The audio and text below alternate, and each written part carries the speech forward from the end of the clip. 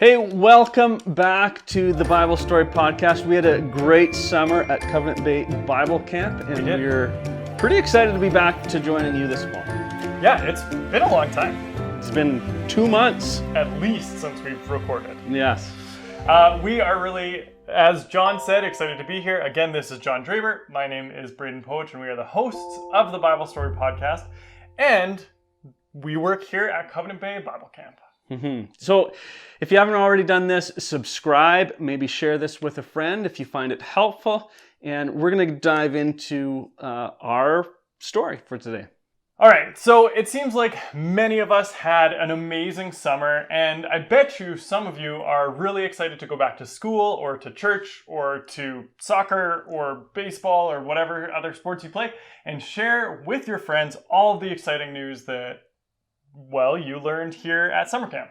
Yeah, and I gotta say, summer camp has always been one of my favorite things in life, but then fall hits. Fall's my favorite thing, but I get what you're saying. Fall hits, and it's a little bit of a letdown in relation to the exciting fun and joy that we've experienced at summer camp, or for many of us who have experienced that. Yeah, so it's kind of this like life experience. You have a really awesome time here at summer camp, and then you might find your routine is boring, or maybe you don't like going to school 5 days out of the week. Yes. You don't have like the freedom to explore, but also there's some other things that happen at summer camp that play a big part into your growth and your excitement and anticipation of summer camp each and every year. Yeah.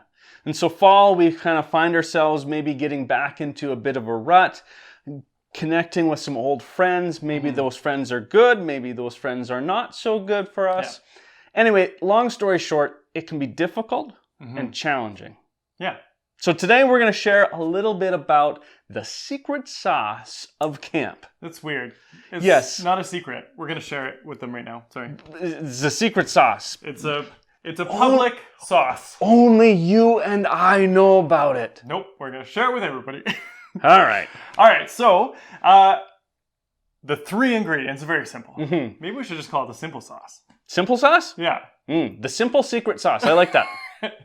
All right. Is number 1, hope. Yes.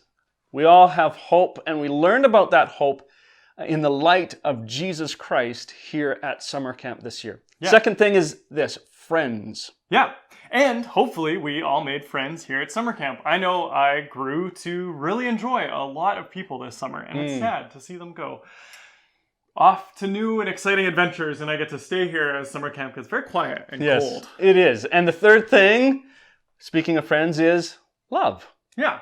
And not just loving the people you really get along with, but your community, your neighbors, your church. So Hebrews 10, chapter 10, verses 23 and 25 says this: "Let us hold tightly without wavering to the hope we affirm, for God can be trusted to keep his promise. Let us think of ways to motivate one another to acts of love and good works. And let us not neglect our meeting together, as some people do, but encourage one another, especially now that the day of his return is drawing near."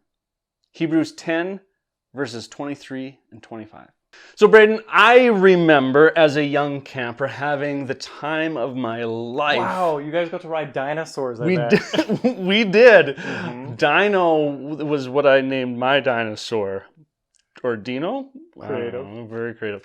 Anyway, I had the time of my life, and there were some guys actually kind of our age that were connecting with us and mentoring us, and I just thought they were the coolest people ever. So what you guys think of us? Pretty much. I'm convinced of it. Thanks, guys. Anyway, I remember going home that fall after having made some really big decisions and saying, this is how I'm going to live my life and for Christ. And I found myself back into some old patterns. And some of those patterns were really unhealthy. In fact, some of them were just plain sinful. And I thought this was such a great experience at summer camp. I thought this was more. I thought it was going to have staying power, that it changed my life. And I realized that actually the change comes not at summer camp, but in the struggle after summer camp in the day-to-day routines that we have. Mm-hmm. And that was a really hard lesson for me. All right, so the writer of Hebrews, he acknowledges this struggle, saying that it's something that we all go through, and it's not just a season, but it can be an everyday thing. You can struggle in different moments or different minutes even. Mm-hmm.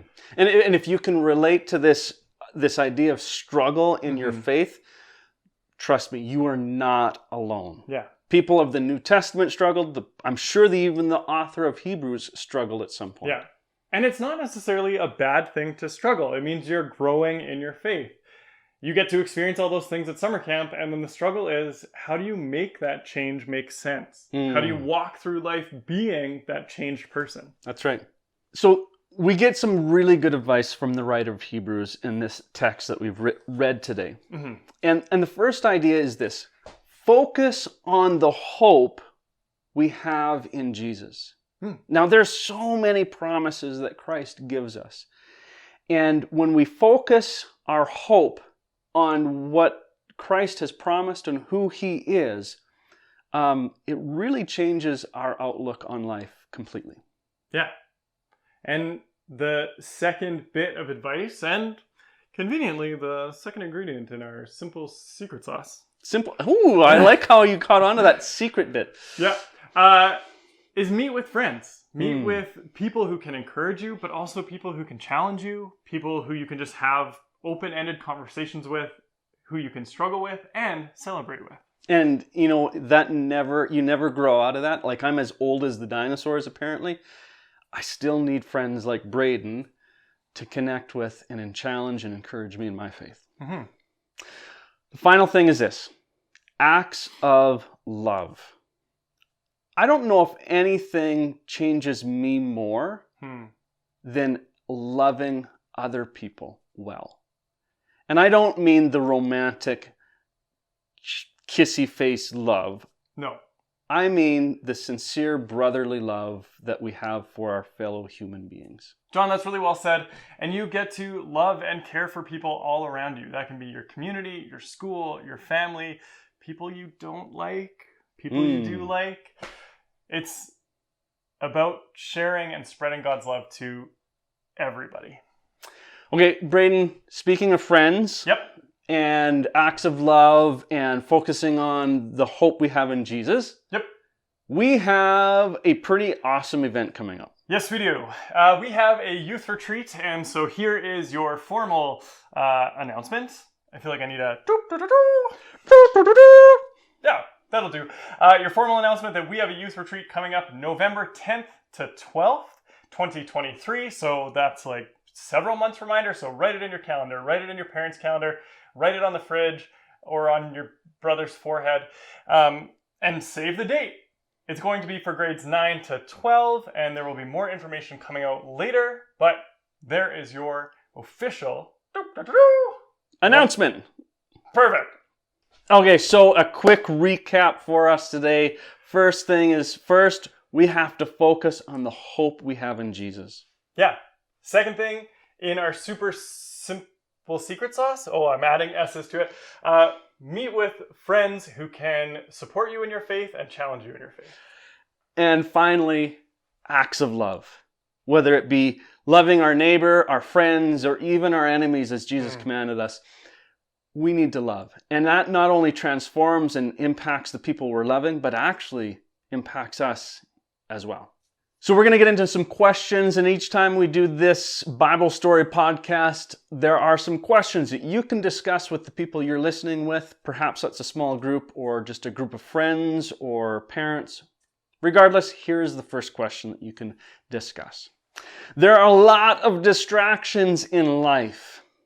How can you keep your focus on the hope that we all have in Jesus? Hit pause and share. All right, question number 2 for all of you to talk about is, Christian friends are super important to our faith. When and where do you think you could get together with some of your Christian friends? Hit pause and discuss. Question 3. What is an act of love that you could do tomorrow? Perhaps it's for a neighbor, community member, or your church. Hit pause and share. Hey, thank you all for listening. It's really good to be back. It's fun. Yeah. It's getting colder and I'm not as much a fan of that, but Well, you got your nice, what is it, a cardigan? it's my party cardi. Ooh, I like that. I should get one of those. Yeah.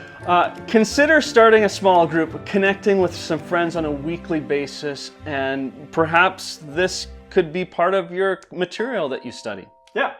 We love you guys. We are praying for you, and be sure to pray with one another before you end your time. Take care.